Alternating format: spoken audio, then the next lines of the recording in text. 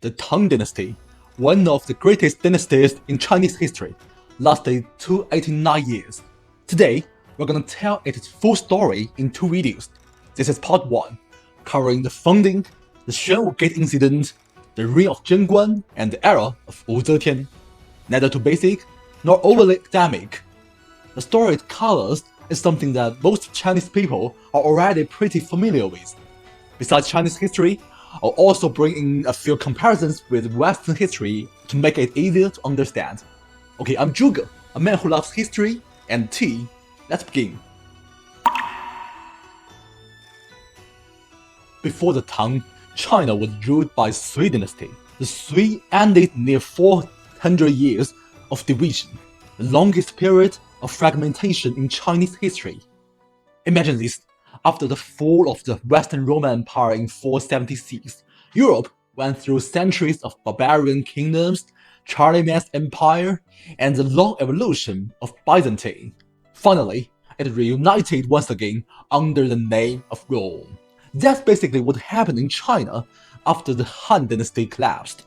The Three Kingdoms, a short reunification under the Jin, and then centuries of chaos during the Five Barbarians and the northern and southern dynasties to the Sui.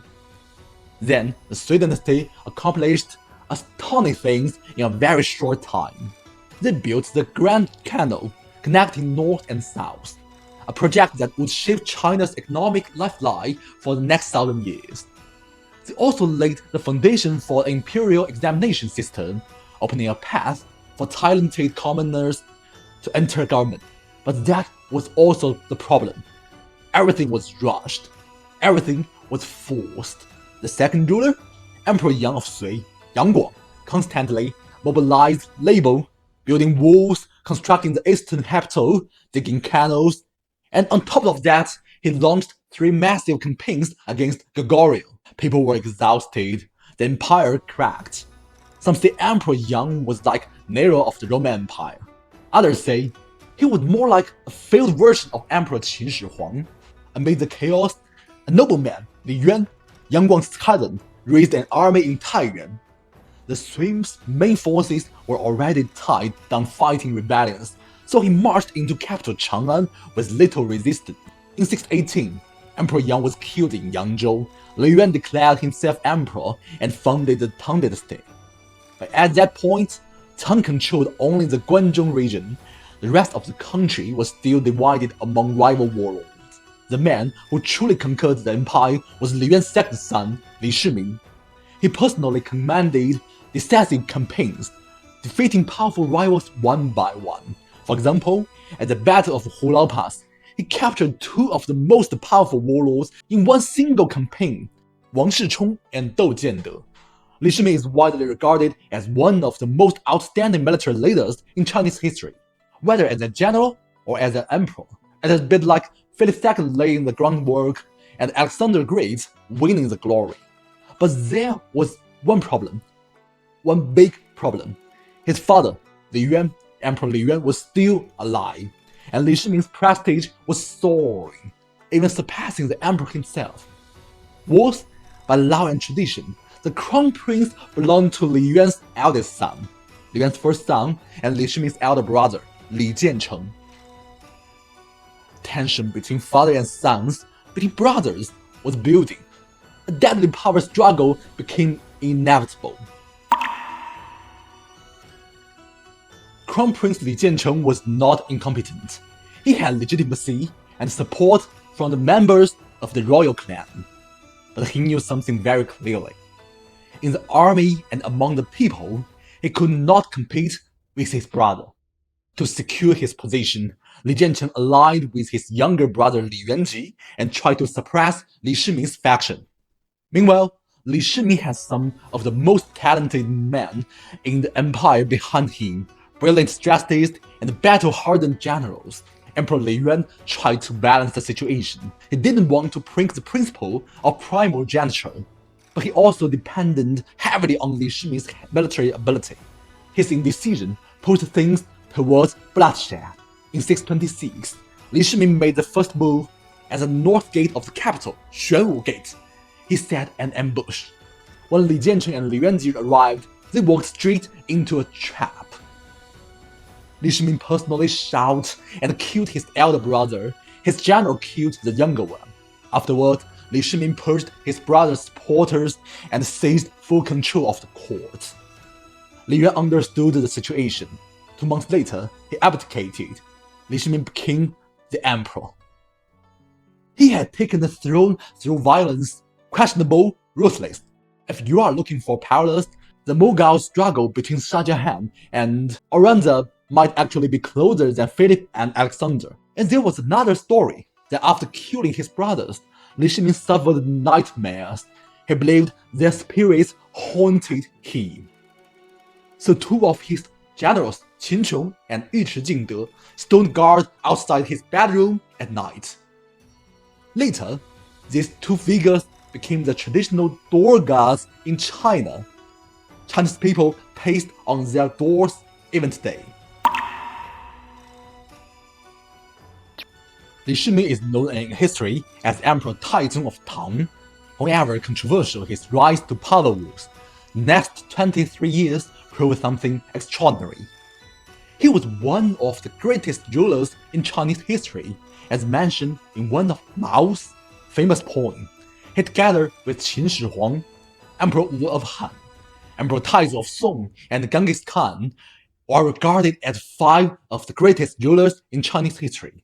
Actually, in every ranks of emperors of Chinese, you could definitely find him in top 3. He often reminded himself, the ruler is like a boat. The people are like water.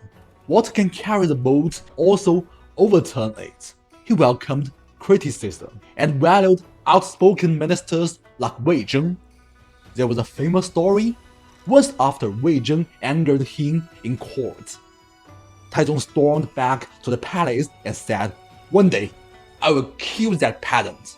However, Empress Zhang Sun congratulated him instead. She said, "A wise ruler allows ministers to speak honestly.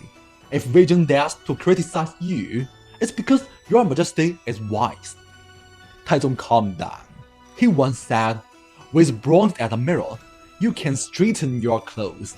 With history as a mirror, you can understand the rise and fall of states. But with people as a mirror, you can see your own faults." Wei Zheng was that mirror for me. Under his rule, taxes were light, the war-torn population recovered it. He improved the government structure of the 3 departments and 6 ministries, and strengthened the examination system.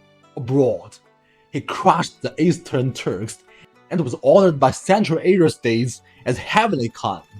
The capital Chang'an became the greatest city in the world.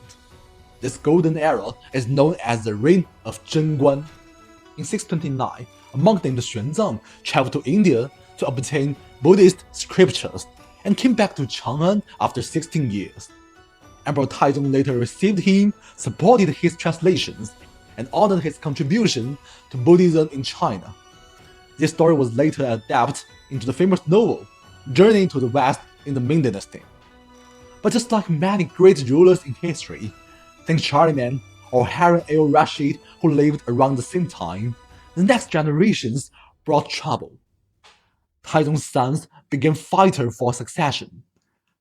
Fearing another Xuanwu-gated scenario, in the end, Emperor Taizong exiled his 2 most outstanding sons, Crown Prince Li Chengqian and his 4th son, Li Tai. History was repeating itself. In 649, Taizong left his people. His 9th son, Li Zhi, became Emperor Gaozong. During his reign, Tang territory reached its peak. Here, let's talk about the territory of the Tang Dynasty. You may come across different versions of Tang maps, and the key issue is how the regions governed by the protectorates should be drawn. Unlike the central administered regions, the protectorates were headed by military governors appointed by the central government, while local affairs were often managed by existing local rulers. Here are 2 maps of the Tang Dynasty during the reign of Emperor Gaozong. The lighter colored areas represented protectorates, as you can see, including the Korean Peninsula, Mongolia, Vietnam, and some places in Central Asia. Emperor Gaozong Li Zhi is often regarded as an underrated ruler. In a fierce political struggle, he ultimately defeated Xuanwu, his powerful uncle, as a regent left by his father Li Shiming. But Gaozong was chronically ill. He struggled to manage state affairs that opened the door for one of the most extraordinary figures in Chinese history, Wu Zetian. He had originally been Taizong's concubine. After Taizong's death, she became a nun, and later returned to the palace as Gaozong's consort. It was controversial, but Wu Zetian was politically brilliant and ruthless. She rose through the ranks and finally became empress. As Gaozong's health declined, she gradually took control of the government. After his death, she didn't step back. She had 4 sons. One died early. One was forced to commit suicide. 2 were installed as emperors by her, but then deposed. At 690, she declared herself emperor, founding a new dynasty called Zhou. Throughout Chinese history, several women had held the highest political power, such as Queen Dowager Xuan of Qin, the great-great-grandmother of Emperor Qin Shi Huang, Empress Lu, the wife of Liu Bang of Han, Empress Dowager Feng of Northern Wei, Liu of the Northern Song, and Empress Dowager Cixi in the late Qing dynasty. Yet among all of them, Wu Zetian was the only female emperor ever formally took the throne herself. Unlike Catherine the Great, who ruled Russia but remained within the Romanov dynasty, Wu Zetian changed its name. Technically speaking, from a traditional Chinese perspective, the Tang Dynasty ended at that moment. But since the throne later returned to her sons, historians usually treat this period as part of Tang Dynasty. Her reign was controversial. She used secret pleas and harsh punishments against political enemies. But she also expanded the examination system, promoted talent regardless of background, and strengthened the bureaucracy. Capable officials emerged during her rule. Her era laid the groundwork for the later Kaiyuan Golden Age. In her later years, dissatisfied with the influence of her male favorites, loyalists of the Li family launched a coup, the Shenlong coup. Wu Zetian was forced to abdicate. There is one final detail. In Chinese tradition, powerful figures often leave long inscriptions on their tomb listing their achievements. Wu Zetian left a blank stele, a wordless monument in Xi'an. No explanation. Let history judge her. And that concludes the first half of Tang Dynasty. Interestingly, when Wu Zetian stepped down in 705, only about 1/3 of Tang's timeline had passed. But because of giants like Taizong and Wu Zetian, it feels like the dynasty's peak was already complete. However, the story later was even wonderful. After her death, Tang fell into nearly a decade of chaos. Multiple coups followed until a young prince, stepped forward and stabilized the empire. Li Longji, the future Emperor Xuanzong, and that's where part 2 begins. So thanks for your listening. If you like Chinese history, if you like comparisons between Eastern and Western history and events, please give me a like and subscribe. And see you next time.